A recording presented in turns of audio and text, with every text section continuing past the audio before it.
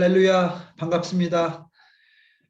오늘 엄태리 자매님 너무 감사해요. 예, 주님은 우리의 하나님이십니다. 아멘이십니까? 예, 정말 주님은 우리의 하나님이십니다. 우리를 부르신 이유가 우리 하나님 되시기 위해서 우리를 부르셨다고 성경은 이야기합니다. 또 오늘 예배드리면서 참 감사한 일은 우리 김유찬 선교사님, 우리가 진짜 기도했는데 인도 비자 받으시고 10월 4일 날 들어가게 됐습니다. 이걸 참 감사하다고 얘기해야 될지 기쁘다고 얘기해야 될지, 인도가 지금 코로나로 굉장히 큰 몸살을 앓고 있는데, 또 그러나 우리가 생각하는 것은 세상적인 그런 상황, 환경이 아니라 또 그를 그곳에 보내시는 하나님의 섭리와 또 뜻, 또 그를 통한 그 영혼 구원의 하나님의 열정이 그 속에 담겨 있지 않나 하는 생각을 하고 있습니다. 오늘 저는 계속해서 제가 순서가 될 때마다 마태복음을 통해서 하나님 나라에 대해서 이렇게 나누고 있습니다. 제자를 부르신 그 예수님께서 목자 없는 양같이 고생하고 기진하는 무리를 향하여 불쌍히 여기실 뿐만 아니라 또 그들에게 추수할 일꾼을 보내달라, 추수하는 주인에게 청하여 일꾼 보내줄 것을 이야기하라, 청하라 하셨던 주님께서 이제 제자들을 보내시면서 하신 말씀이 바로 오늘 우리가 읽었던 말씀이 속해 있는 마태복음 10장 5절에서 42절까지의 파송의 설교 말씀입니다.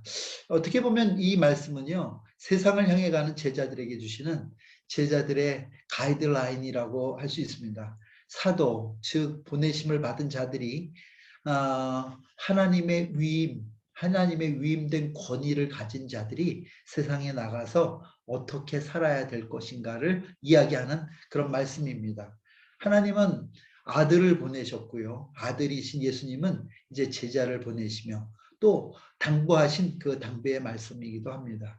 또한 이 말씀이 세상을 향해서 파송받은 우리 디아스포라 공동체 모두에게 주시는 하나님의 말씀이자, 또 우리가 이 세상을 살면서 기억해야 될 세상을 살아가는 법이기도 하다 하는 것입니다.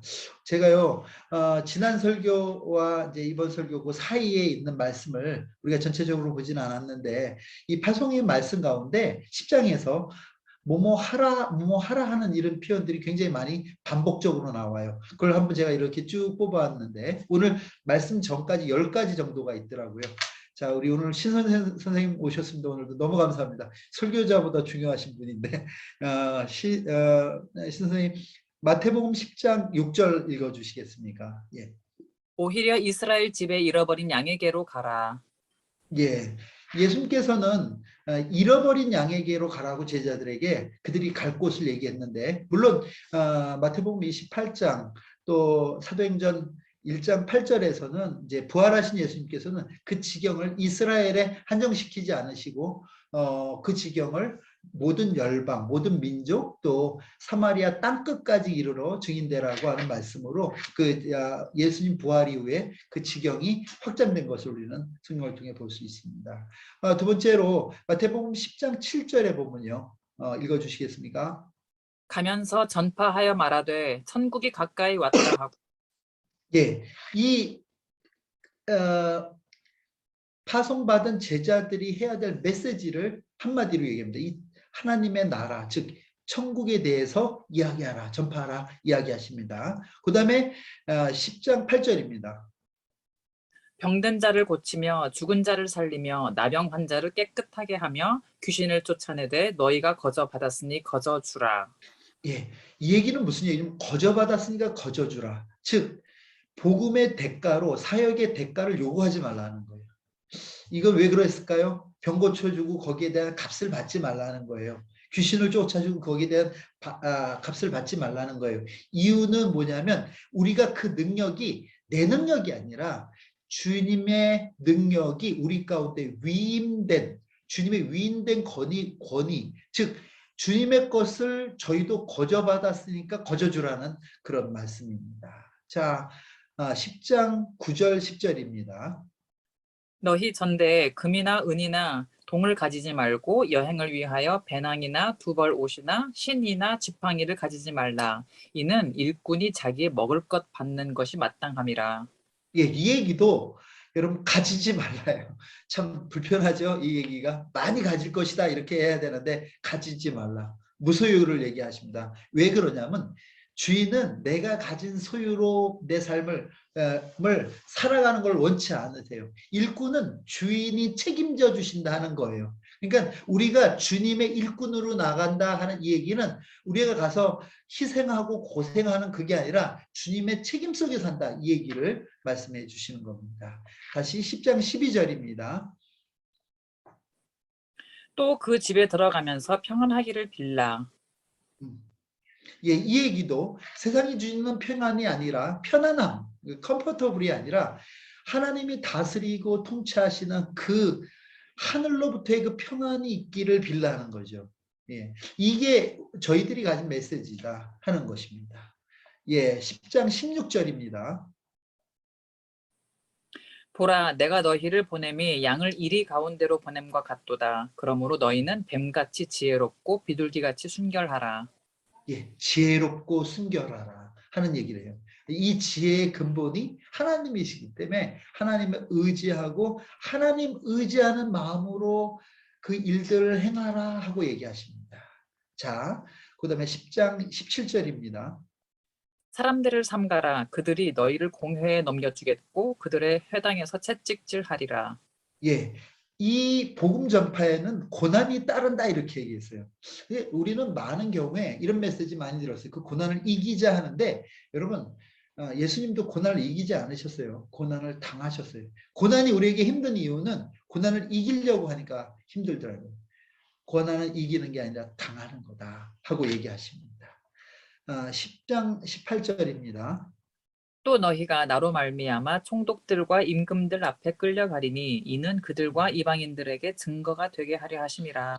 예, 우리의 삶이 복음의 증거자로 선다 이런 겁니다. 우리의 삶이. 이 얘기도 우리가 사도행전을 통해서 증인될 것에 대해서 이야기하는 그 말씀과 함께. 예, 무슨 얘기냐면 우리의 정체성은 증인, 어떤 일을 행하는 자가 아니라 예수님께서 행하신 일, 하나님께서 행하신 일의 증인으로 우리를 세우시겠다는 것입니다. 예. 계속이요 10장 19절 20절입니다. 너희를 넘겨줄 때 어떻게 또는 무엇을 말할까 염려하지 말라. 그때 너희에게 할 말을 주시리니 말하는 이는 너희가 아니라 너희 속에서 말씀하시는 이 곧 너희 아버지의 성령이시니라. 예. 우리가 말하려고 하지 말라는 거예요. 우리가 이야기하려고 하지 말라는 거예요. 성령께서 우리를 통해서 이야기하시겠다 얘기하는 거예요. 그러니까 그러면서 얘기하시는 게 염려 말라는 거죠. 이 얘기를 조금 뒤집어서 생각한다면 우리가 염려가 있는 것은 내가 말해야 되니까 내가 그 일을 해결해야 되니까 염려가 생기는 거죠. 즉 염려는 불신앙이다 이렇게 말씀하십니다. 자, 그다음 10장 23절입니다. 이 동네에서 너희를 박해하거든 저 동네로 피하라. 내가 진실로 너희에게 이르노니 이스라엘의 모든 동네를 다 다니지 못하여서 인자가 오리라. 이 얘기도 싸우지 말라 이런 얘기예요. 피하라 박해가 있거든 너희를 거절하거든 싸우지 말고 피하라 이렇게 얘기하십니다. 여러분 이 말씀을 쭉 보시면서 뭔가 이렇게 잡히는 게 하나 있지 않아요? 우리가 해야 될 사명이 많고 우리가 행해야 될 일들이 많다. 이걸 우리가 어떻게 하란 말입니까? 이런 생각보다는 이 말씀이 위로로 오지 않습니까? 이 말씀은 우린 잘못 생각하고 있는 게 우리가 꼭 지켜야 될 명령, 우리 행동, 양식, 이렇게 규칙, 이렇게 생각할 수 있지만 저는 이 말씀을 이렇게 읽으면서요. 어떤 마음이 들었나. 어제 저녁에 제가 이 말씀을 여러 번 이렇게 반복해서 읽으면서 참 위로가 되는 거예요. 야, 네가 이렇게 해서 싸워서 이겨야 돼. 고난도 이기고 모든 너를 향해서 이런 얘기를 하셨다면 야, 제가 과연 그럴 힘이 있을까요? 생각할 텐데 어떻게 보면 이 말씀이 우리 가운데 이렇게 들려지는 거예요. 내가 보냈으니까 내가 책임질게. 보내신 분이 책임져 주시겠다는 그런 말씀이에요.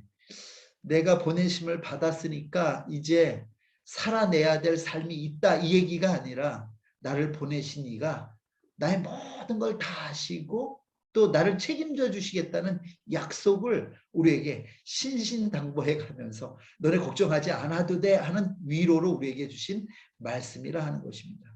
예, 또 무엇을 의지하고 무엇을 마음에 두고 살아야 될지를 얘기하십니다. 우리가 의지할 것이 눈에 보이는 것들이 아니라 하나님이시다. 보이지 않는 하나님을 의지하고 살아라. 또 우리의 마음에 두어야 될 것이 세상의 여러 가지 환경이나 상황이 아니다. 우리의 마음에 두어야 될 것은 천지 만물을 창조하신 그 하나님께서 우리와 함께 하신다. 성령께서 우리 안에서 우리가 할 말조차도 이야기할 것들을 말씀하신다 하는 이런 약속의 말씀입니다.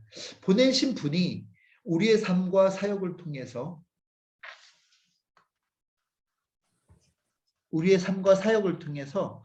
역사하실 뿐만 아니라 우리의 삶을 인도하시고 또 우리의 삶 가운데 크게 죄송합니다. 제 컴퓨터에 문제가 있었습니다. 살아주시겠다는 얘기다 하는 얘기. 여러분 그래서요 마태복음의 이 파송의 말씀 다음에는 여러분 그들이 어떻게 사역했습니다 하는 보고는 없습니다.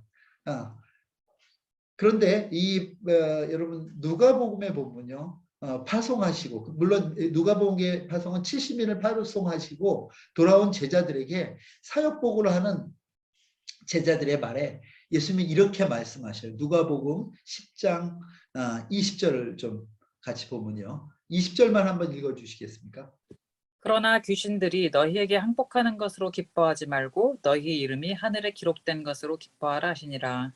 예, 주님이 주시는 우리의 정체성에 대한 확신이 우리를 안심케 하신다 이런 얘기예요. 그러니까 우리가 행하는 일 이게 우리가 하는 것 같지만 우리가 하는 게 아니라 우리가 하는 곳에 계신 성령께서 하시는 일이고 또 그러니까 그 일이 주님께 보고돼야 되는 일이 아니라 주님이 나와 함께 하시니까 그 모든 일을 우리는 이룰 수 있구나 하고 우리는 안심하고 그 사역의 현장 속에서 주님을 확인하고 또 주님을 자랑하고 주님께 감사할 수 있는 일이라는 거예요. 저는 우리가 이런 표현을 잘 해요. 우리가 부르심 받은 것은 우리에게 일시키기 위한 거라는 생각을 해요. 또 우리를 보내시는 것 하나님께서 우리에게 뭔가 하실 일이 있어서 우리를 보내셨다고 생각하는데 그런 거 아닙니다. 우리를 하나님께서 보내신 이유는 그 보냄의 현장 속에서 하나님께서 일하시는 것을 우리에게 목도하게 하시고 또 그 일에 우리로 증인 삼으신 거예요. 저도 선교사로 30년 살면서 저는 내가 많은 일을 하는 줄 알았어요. 아니에요. 다 아니에요. 제가 많은 일을 한 게 아니라 주님이 많은 일을 한 일에 저는 증인이었을 뿐이에요. 그것을 목도하고 그것을 볼 수 있었던 것이 제 인생에 있어서 가장 큰 은혜요 축복이었다는 거예요. 여러분 선교사들이 착각하는 것이 있는 것이 내가 한 일로 뭐 영광이 되고 아니고 이런 부분이 아니라는 거죠.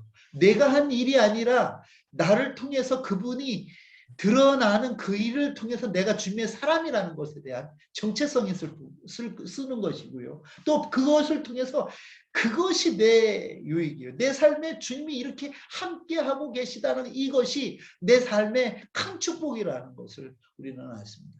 근데 왜 우리 가운데 두려움이 있나요? 오늘 우리 이어지는 본문의 말씀은 두려워하지 말라 그리고 두려워하라 이 얘기가 이렇게 겹쳐서 나오는데 26절을 먼저 읽어주시겠습니까? 26절.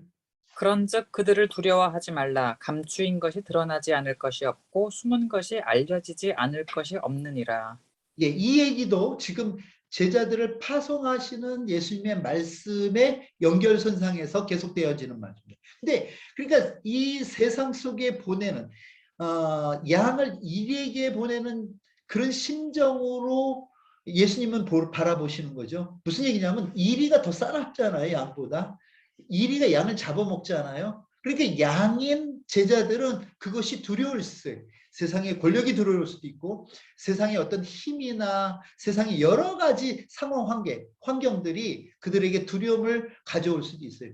어쩌면 오늘 우리가 함께 기도했던 우리 김유천 선교사님, 저는 선배님이신데 연세 들어서 다시 또 지금 한참 지금 코로나가 가장 창궐하고 있는 인도에 가신다는 거, 저도 마음이 이렇게 어떡하시나, 괜찮을까, 저에게도 두려움이 있는데 우리 선교사님께는 오죽하시겠나 하는 생각도 합니다. 그럼에도 불구하고 그 비전한 걸 기뻐하시고 또 10월 4일날 이제 가신다고 저렇게 즐거워하는 모습을 보면서 저 마음이 정상적인 사람은 드는 마음이 아닌 거죠.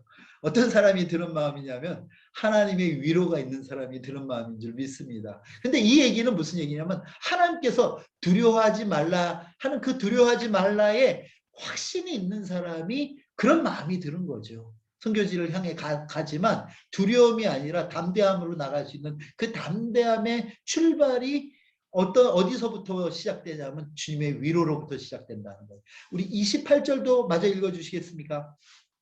몸은 죽여도 영혼은 능히 죽이지 못하는 자들을 두려워하지 말고 오직 몸과 영혼을 능히 지옥에 멸하실 수 있는 이를 두려워하라.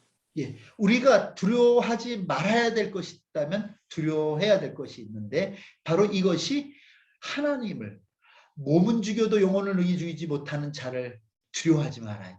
우리 이 땅의 것들이 우리의 두려움의 대상은 아닙니다. 그러나 우리의 몸과 영혼을 지옥에 멸할 수 있는 이 바로 하나님을 두려워함으로 살아요. 제가 오늘 말씀의 제목을 두려움에서 경외함으로, From fear to fear. 같은 fear라는 단어를 쓰고 있지만 첫 번째는 두려움입니다. 우리가 세상을 바라보면 우리에게 두려운 것뿐입니다. 그러나 우리가 하나님을 바라볼 때 그 두려움이 경외함으로 바뀐다 하는 것입니다.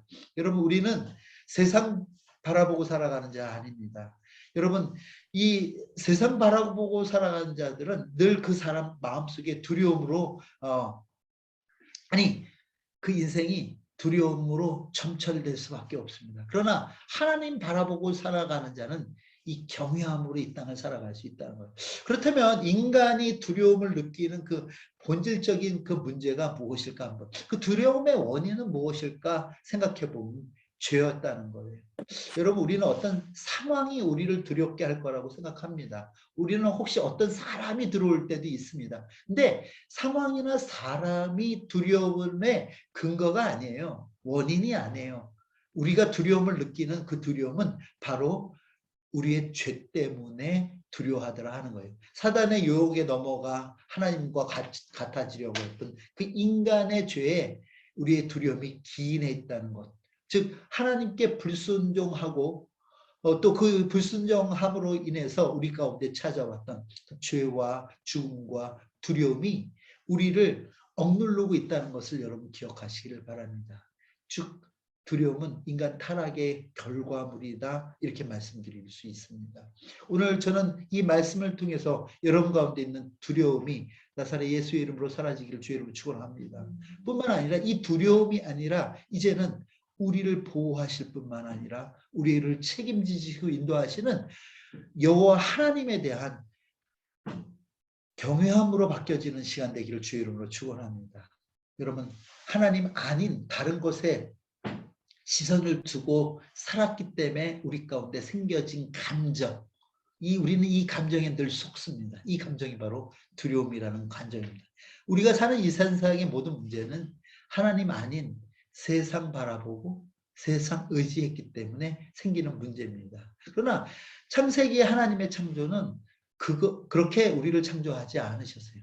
하나님의 창조는 완전한 창조였어요. 선악과를 먹기 전 인간에게는 두려움이 존재하지 않았다는 것을 여러분 기억하시기 바랍니다. 범죄한 인간들에게 찾아온 감정이 바로 두려움인 거예요. 그러니까 우리가 지금 하나님 나라에 대해서 얘기하고 있잖아요. 이 하나님 나라가 회복된 자, 이 얘기는 무슨 얘기냐면 타락전 하나님의 창조의 그 모습으로 회복된 자를 의미한 거예요. 그러니까 지금 우리가 두려움을 느끼는 거는요, 속는 거예요, 여러분. 우리는 그 두려움을 느껴야 될 이유가 1도 없는 거예요. 그게 우리의 본연의 모습인데 우리가 지금도 우리 가운데 두려움이 있는 거는 속는 겁니다. 누구에게요? 사탄에게 속는 거라는 거예요. 여러분 이 감정이 어떻게 생겨나는지를 한번 우리가 성경을 통해서 보자고요. 왜냐하면 요 사건 이전에는 인간들은요. 하나님이 만드신 것을 누리고 찬양하고 감사하는 일밖에 그들에게는 없었어요. 근데 요 사건이 우리에게 있음으로 인해서 두려움이 왔거든요. 근데 이 사건은 예수 그리스도의 십자가의 죽으심을 통해서 아니 다시 부활하심을 통해서 완전히 해결된 사건이에요. 그러니까 우리는 이 두려움과 무관한 자들이에요. 그런데 우리는 아직도 두려움이 있거든요. 이 두려움이 바로 사단이 우리를 속이는 무기들아 하는 겁니다. 우리 창세기 3장 7절에서 11절인데 조금 길지만 우리 신 선생님의 낭랑한 목소리로 듣도록 하겠습니다. 이에 읽어주세요. 이에 그들의 눈이 밝아져 자기들이 벗은 줄을 알고 무화과 나무 잎을 엮어 치마로 삼았더라. 그들이 그날 바람이 불 때 동산에 거니시는 여호와 하나님의 소리를 듣고 아담과 그의 아내가 여호와 하나님의 낯을 피하여 동산나무 사이에 숨은지라. 여호와 하나님이 아담을 부르시며 그에게 이르시되 내가 어디 있느냐. 이르되 내가 동산에서 하나님의 소리를 듣고 내가 벗었으므로 두려워하여 숨었나이다. 예, 여기 보면요. 두려워하여 숨었나이다. 두려워하여 숨었나이다. 예, 여러분 선악과 문제는 많은 분들이 이렇게 생각해요. 하나님께서 왜 동산의 모든 실과는 다 주시면서 선악과는 금지하셨을까? 그러니까 100개 중에서 99개는 허락하시고 한 가지 금지하고 제한했다고 생각해요. 근데 선악과는요. 제한이 아니라 여러분 모든 것을 다 주시기 위한 하나님의 보호였다는 거예요. 제한이 아니라 보호. 제가 이런 설명 많이 하는데 우리 필리핀에 예전에 중앙선도 없고 차선도 없을 시절이 있었어요. 그때는 마음대로 다녔어요. 근데 문제가 차량이 많아지니까 사고가 많아요. 중간에 중앙선 하나를 뒀어요. 그리고 가는 차선과 오는 차선을 만들어놨어요. 이게 제한입니까? 보호입니까? 보호죠. 마찬가지로 하나님께서 인간이 이 땅에서 살 수 있는 가장 행복하게 살 수 있는 방법을 하나님은 아셔요. 뭐냐면 하나님의 다스림과 통치함 가운데 보호하심과 인도하심 가운데 살아가는 것이 인간이 이 땅에서 누릴 수 있는 가장 최고의 것이라는 걸 알고 있어요. 그러니까 하나님은 선악과를 어디에 숨겨놓지 않았어요. 동산 중앙에 사람들이 다 볼 수 있는 곳에 세워놓고 그 모든 것들을 다 여신 거예요. 99가지 주시고 한 개를 제한하시는 게 아니라 동산에 있는 100가지를 다 누리는 방법으로 선악과를 주셨어요. 어떻게 보면 이 선악과는 사랑의 울타리였어요. 그런데 인간이 하나님과 같아지려고 하는 인간의 욕심과 인간의 죄됨이 그것을 넘어가는 그 순간 우리에게 찾아온 것은요. 다른 게 아니라 두려움이었더라 하는 거예요. 그러니까 우리 가운데 두려움이라는 것은요. 여러분이요. 한번 잘 그 감정을 생각해 보시면 알 겁니다. 내 안에 어떨 때 두려움이 올까 생각해 보면 내가 신이 될 때 두려움이 옵니다. 내가 나를 책임지려고 할 때 두려움이 와요. 여러분 이게 불신앙인 거예요. 우리가 이 땅 가운데서 경계해야 될 불신앙은 우리가 따먹을 선악과가 따로 있는 게 아니라 우리 마음속에서 날마다 네가 신이 돼야 돼. 네가 주인이 돼야 돼. 외치는 그 사단의 속삭임이 바로 우리 가운데 두려움을 주는 일이에요. 여러분 거기 우리가 속지 말아야 된다는 거예요. 근데 우린 그것에 계속 속아 넘어가요. 이미 끝난 얘기인데 우린 거기에 속아요. 이것이 바뀔 수 있는 것은 오늘부터 내가 그런 게임에 빠지지 말아야지 하는 나의 결단이 그것을 이길 수 없어요. 오로지 다시 내 자신의 무능함을 인정하고 하나님께 우리의 시선을 돌려 그를 바라보는 것을만 다시 표현한다면 그를 경외함을 통해서만 우리의 두려움이 사라진다는 것을 여러분 기억하시기를 바랍니다. 인간 감정 속에서 두려움을 이기는 유일한 길은 예수 그리스도를 통하여 이루어진다는 거예요. 예수님께서 위로를 통해서 예수님께서 하시는 그 위로를 통해서 하나님이 두려움의 대상이 아니라 우리의 경외의 대상임을 깨달아 알아간다 하는 것입니다. 예수님은 예수 그리스도께서 복음으로 하나님 앞에 우리 가운데 복음을 완성하심으로 하나님 앞에 돌아갈 자들 뜻 그 하나님의 자녀들에게 하나님 경외함으로 우리의 두려움 없이 이 땅을 살 수 있도록 하나님 약속하셨어요. 여러분 오늘 우리는 마태복음 10장 예수님께서 제자들을 세상에 보내시면서 하는 파송 설교 가운데 두려워하지 말라고 제자들에게 이야기하십니다. 너희들의 눈에 보여지는 그 세상 두려움의 대상 아니다 하고 말씀하시는 겁니다. 세상을 두려워하는 것이 아니라 하나님을 경외하면서 살아라 얘기하십니다. 세상을 두려워하는 것은 하나님에 대한 불신앙이고 마귀에게 또 한 번 속는 일이라 하고 말씀하신다 하는 것입니다. 우리가 하나님의 자녀로 이 땅을 살아가는 것은 하나님의 보호와 인도하심 가운데 살아가시기 때문에 우리는 하나님께서 우리를 전적으로 책임지실 것을 믿고 살아가는 것이 우리의 모습이라 하는 것입니다. 하나님을 사랑하고 또 그 하나님의 사랑으로 자녀된 우리가 그 사랑을 통해서 이 땅을 살아가는 방법은 바로 그 하나님의 그 이 위로의 말씀, 하나님의 이 위로의 그 사랑을 받고 우리 가운데 두려움은 사라지고 그 하나님을 경외함으로 살아가는 것이 우리의 모습이라 하는 겁니다. 여러분 우리는 이미 예수 그리스도를 통해서 죄의 문제가 해결된 자인 줄을 여러분 믿으시길 바랍니다. 죄와 사망으로부터 해방된 자인 것을 여러분 믿으시길 바랍니다. 세상에 대한 두려움이 아니라 우리를 구원하시고 통치하시는 그 하나님에 대한 경외함이 우리의 삶의 자리인 것을 여러분 기억하시기를 주님의 이름으로 축원을 드립니다. 근데 하나님은요 뿐만 아니라 예수님께서는 이 파송하는 제자들에게 그 예수님과 우리를 동일시하시는 말씀을 하셔요. 마태복음 10장 40절 42절 한번 볼까요? 예. 너희를 영접하는 자는 나를 영접하는 것이요 나를 영접하는 자는 나를 보내신 이를 영접하는 것이니라. 선지자의 이름으로 선지자를 영접하는 자는 선지자의 상을 받을 것이요 의인의 이름으로 의인을 영접하는 자는 의인의 상을 받을 것이요 또 누구든지 제자의 이름으로 이 작은 자 중 하나에게 냉수 한 그릇이라도 주는 자는 내가 진실로 너에게 이르노니 그 사람이 결단코 상을 잃지 아니하리라 하시니라.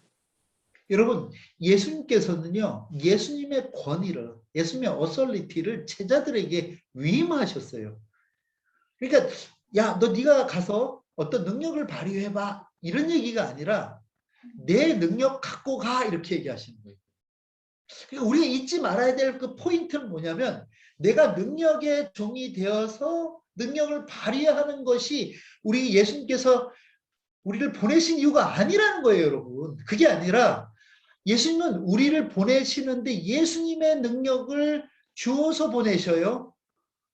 위임해서 보내셔요. 그러니까 우리는 내 능력 드러내려고 하면 져요. 우리 이 싸움에서. 내 능력이 아니라 주님 능력이 나를 통해서 드러나야 돼요. 그렇기 때문에 나는 철저하게 죽어야 돼요. 내가 죽지 않고선 예수가 드러날 수가 없으니까. 나는 죽어야 되고 나는 죽고 예수가 드러날 때 그때 이루어지는 그 내용을 가지고 나를 접대하는 나를 영접하는 또 나에게 나를 상대하는 그에게 상을 주겠다는 거예요. 이 얘기는 무슨 얘기입니까? 나는 예수가 아닌데 나 때문에 복받는 자들이 생겨나가는 거예요. 왜냐하면 우리가 가진 권위가 예수의 권위이기 때문에 그렇다. 이 얘기는요 정말 제자들 향한 예수님의 위로자 격려라 하는 것입니다. 참 너무 감사해요. 전 살아가면서 나는 예수님이 아니었어요. 난 능력을 발휘한 적이 없는데 예수님의 제자로서 또 예수님의 보내심을 받은 자로서 예수님에게 마땅히 돌려줘야 될 그런 것들을 그 영광스러운 자리에 우리가 서 있던 그 어떤 모습을 저는 이렇게 회상할 수 있다는 것이 그런 많은 대우들을 받았던 것이 참 감사해요.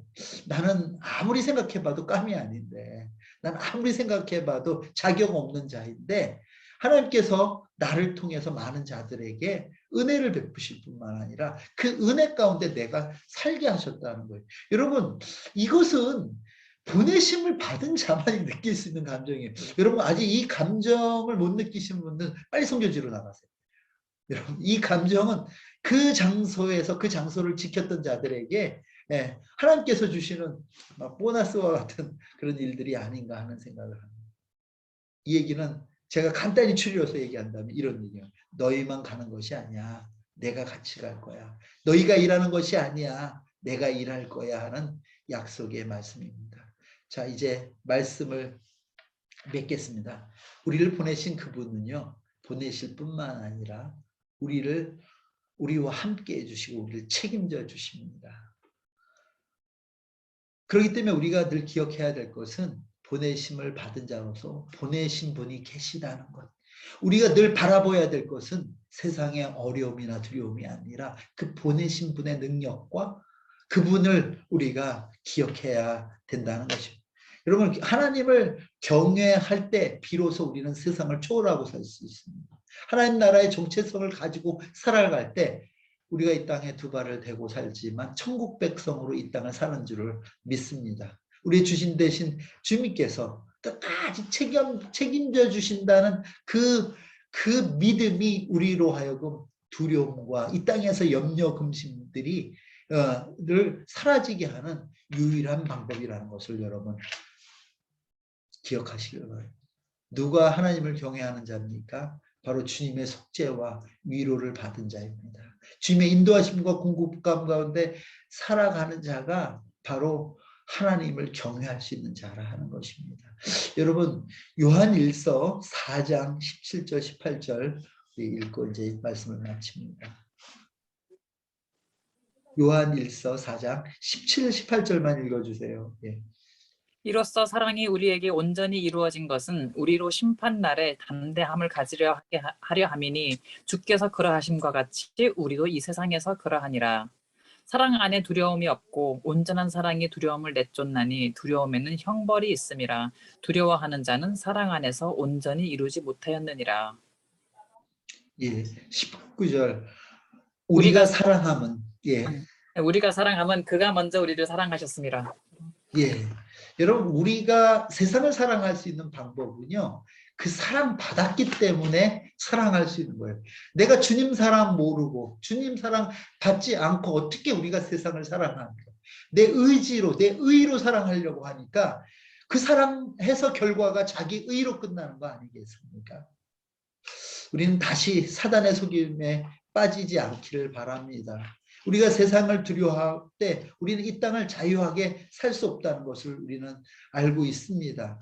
세상을 살리고 세상을 사랑하는 유일한 방법은 하나님의 그 사랑을 깨달아 그 사랑을 내가 받아 누려 다시 세상을 사랑할 수 있는 그 힘과 능력이 우리 가운데 생겨나는 줄을 여러분 기억하시길 바랍니다. 우리는 재창조받은 새로운 피조물이 됐음을 잊지 마시기를 바랍니다. 우리 안에는 더 이상 두려움이 없습니다. 왜냐하면 우리에게 남은 것은 하나님을 경외함이 있기 때문입니다. 그 경외함으로 예수 그리스도를 신뢰하고 또 그 믿음으로 하나님을 경외하고 또 그 경외함으로 우리 가운데 계신 성령께서 우리를 살아주시도록 우리를 내어놓음으로 인해서 우리의 삶이 많은 사람에게 사랑으로 비춰진다는 거예요.